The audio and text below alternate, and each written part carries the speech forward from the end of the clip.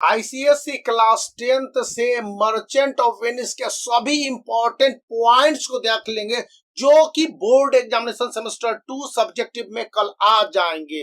तो यहाँ पर जो मर्चेंट ऑफ वेनिस में कोर्ट सीन दिखलाया जा रहा है ड्यूक मैग्निफिकोस का, जहां पर ड्यूक बैठा हुआ है और एंटोनियो का ट्रायल चल रहा है, ये सबसे इंपॉर्टेंट पार्ट गिना जाएगा जहां पर कि स्टूडेंट को यहाँ ध्यान रखने की स्टोनी एडवर्सरी, ये काफी इंपॉर्टेंट स्टेंजा है जिसके आधार पर आपसे पूछा जाएगा कि trial of Antonio take place. तो Antonio had borrowed 3000 ducat from Shylock and signed a legal bond document था।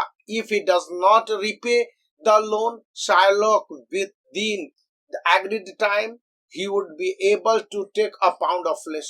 फिर शाइलॉक जो रेफ्यूज करता है कंप्रोमाइज करने का, यह भी एक बहुत बड़ी बात है। ड्यूक मैग्निफिको सम्मन करता है, शाइलॉक को बुलाता है और शाइलॉक से कहता है कि आप इस कोर्ट में जो केस दायर किया उसको वापस ले लो और जो भी फॉरफिट हुआ है, ये जो पुअर मर्चेंट है, इसके बदले में तुम्हें मनी पे कर दिया जाएगा। एंटोनियो तुमको प्रिंसिपल भी देगा और इसके साथ इंटरेस्ट भी देगा। तो इसके जवाब में जो शाइलॉक ने कहा है ये काफी इंपॉर्टेंट स्टेंजा है जिसका मीनिंग भी नीचे अवेलेबल है कि if every Duckett in 6000 dacoits. तो ऐसे क्वेश्चन कल पूछे जा सकते हैं आपके बोर्ड एग्जामिनेशन में, इन बात को ध्यान में रखेंगे। फिर सेकेंड है कि why Shylock hate Antonio so much, Antonio को करने के पीछे जो कारण है ये बात को भी ध्यान देने की जरूरत है, क्योंकि Antonio ask Bassanio not to argue Shylock the Jew, it is like standing on the beach and asking the ocean. तो ये पॉइंट आपको ध्यान रखने हैं। फिर है what reaction Antonio give for Shylock's hatred towards him. तो इस बात को भी आप देख लेंगे कि एंटोनियो काफी रो रहा है और शाइलॉक के हेट पर वो कहता है कि शाइलॉक के क्लचेट में जिस तरह से उसका फ्रेंड है और एंटोनियो एक क्रिश्चियन है, वहीं पर शाइलॉक जीव है।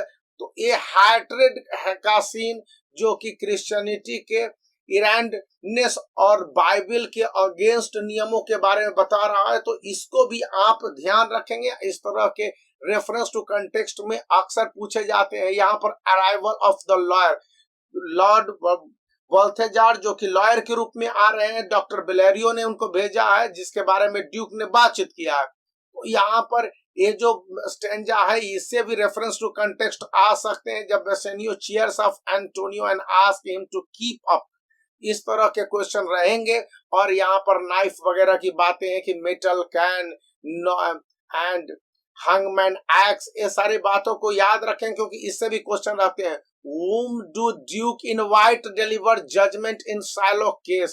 तो ड्यूक ने बिलारियो को भेज रखा है कि बिलारियो आएगा और उसके बारे में कि काफी वो लर्नड लॉयर है जो कि काफी कुछ नया बताएगा और इस केस पर पूरी तरह से ध्यान देगा। तो इन बातों को भी काफी ध्यान से पढ़ने और इसको समझने की जरूरत बताई जा रही है, क्योंकि यहां से भी क्वेश्चन हो सकते हैं। Shylock refuse to change his mind and showing no mercy. Shylock के मर्सी न दिखलाने के पीछे जो नेरिशा और डॉक्टर बेलेरियो के लेटर को दिखलाने के बात है, ये पॉइंट भी आप याद रखेंगे। फिर है कि whom did Dr. Bellerio send to Venice to deliver verdict in Shylock and Antonio case। तो वल्थेजार जो लॉयर है, यंग लॉयर है, उसके बारे में बताया गया। फिर Portia dresses up as lawyer, तो पोर्सिया का अराइवल होता है as a Balthazar young lawyer के रूप में। और उसने जिस तरह से शाइलॉक को, फिर एंटोनियो को और बेसेनियो को प्रभावित किया है उसके कमेंट को भी याद रखेंगे। और पोर्सिया ने भी बहुत चीज कहा है। फिर पोर्सिया का जो मर्सियस स्पीच है, ये बात 100% गारंटीड है कि ऐसे क्वेश्चन आते रहे हैं। अब इस बार आना ये आपके लक पर निर्भर करता है। तो इस बात को भी ध्यान रखेंगे कि पोर्सिया ने जो मर्सियस स्पीच डिलीवर किया है इसको ध्यान से पढ़ेंगे, इसका मीनिंग भी आपको ऊपर मिल जाएगा। तो ये नेक्स्ट क्वेश्चन है कि penalty was demanded by Shylock. Shylock ने जो पेनाल्टी डिमांड किया था कि cut a pound of flesh from Antonio's body. फिर पोर्सिया इम्प्रेस्ड शाइलॉक, शाइलॉक को किस तरह से इम्प्रेस्ड करती है, तो वो pay back twice the sum immediately Bassanio. फिर यहाँ पर जो भी शायलॉक कहता है उसको लेकर पोर्सिया काफी उसको सहमति देती है और बेसेनियो बेग करता है ड्यूक को कि उसको अथॉरिटी है कि वो बेंड द लॉ। इस बातों को भी पोर्सिया रिजेक्ट कर देती है। इस तरह से शायलॉक काफी प्रभावित करता है और यहाँ पर डेनियल कह के संज्ञा देता है कि डेनियल मतलब होता है जज, और बहुत फेमस जज होते हैं जो लॉ को अच्छी तरह से प्रिजर्व करते हैं। तो इन बातों को भी ध्यान रखना है कि इसको शायलॉक ने कहा है। और इसी तरह से एक बार बेसेनियो के बाद एंटोनियो और उसके बाद ग्रेशियानो भी उसे डेनियल सेकंड डेनियल कहता है। तो ये कंफ्यूजन वाला बात याद रखेंगे आप। फिर यहाँ पर देख लीजिए, पोर्सिया इंप्रेस करता है Shylock. Portia declares that law of Venice can not be altered. जिस तरह से रिक्वेस्ट करता है एंटोनियो, इन बातों को भी आपको ध्यान रखना है। फिर Antonio request for the judgment. Antonio इन सब से उब जाता है और शायलॉक के मैलिस व्यवहार और क्रूएल एटीट्यूड को देखकर फिर वो कहता है कि जजमेंट देना चाहिए। फिर पोर्सिया टर्न्स द टेबल्स, मतलब पूरे सिचुएशन को ही चेंज कर देती है। जब कोर्ट में शायलॉक आता है तो ये पूरा आपको स्टेंजा जिससे रेफरेंस टू कंटेक्स्ट क्वेश्चन दिया जा सकता है। Tarry a little, there is something else, the bond doth give thee here jot of blood. Blood की एक बूंद की बात नहीं हुई है तुम्हारे बॉन्ड में। तो इस तरह से पोर्सिया ने पूरे सिचुएशन को बदल दिया। तो कौन कहा है, कब कहा है, कैसे कहा है यहाँ पर, और शायलॉक भी काफी सरप्राइज हो जाता है। फिर shock to the Shylock, Shylock के शॉक का कारण है वो जिस तरह से आप पॉइंट पढ़ेंगे कि the Jew shall have all justice soft no haste, ये पोर्सिया का कहना है। फिर Portia announces the judgement, Portia जो जजमेंट को अनाउंस करती है। Portia asked Shylock to cut the flesh but not to shed a drop of blood nor cut less और more than exactly a pound of flesh. इस तरह से वो बात बोलती है, किस कंटेक्स्ट में है, किसके लिए है, इन बातों को भी ध्यान रखना है।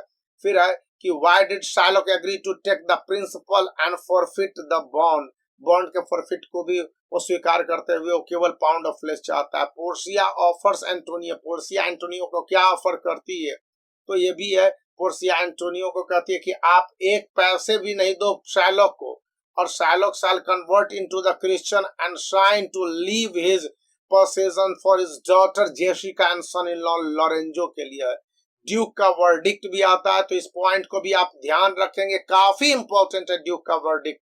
फिर यहाँ पर ग्रेशियानो जिस तरह से एक्सप्रेस करता है अपने फुलिशनेस वाले व्यवहार, और ये सेकंड पार्ट है तो इसको भी आप देख लेंगे कि रिंग वगैरह को देने की बात करता है। तो इस सिग्निफिकेंस है इसका, और ऐसा भी दिया जा सकता है। फिर आप चले आएंगे एक्ट 5 में, तो एक्ट 5 में जिस तरह से ये सारे चीज दिखला दिए जा रहे हैं, ये पॉइंट भी आप देख लेंगे, जिस ये सारे रेफरेंस टू कंटेक्स्ट में आते हैं। तो मर्चेंट ऑफ वेनिस में इससे ज्यादा कुछ नहीं पूछा जाएगा, जो आपके क्लियर है, और किस रेफरेंस में यह भी दिखला दिया गया है, और इसके मीनिंग भी दे दिए गए जो कि आपको अच्छी तरह से पता चल जाएंगे। तो ये आपके लिए काफी उपयोगी हो जाएगा जब आप इन सेलेक्टेड मर्चेंट ऑफ वेनिस को देख लेते हैं। तो अब make the black come blue and subscribe the channel. Merchant of Venice आपका पूरी तरह से कंप्लीट है, इससे ज्यादा क्वेश्चन नहीं आएंगे। तो एक बार फिर इस चैनल को सब्सक्राइब करके रखें।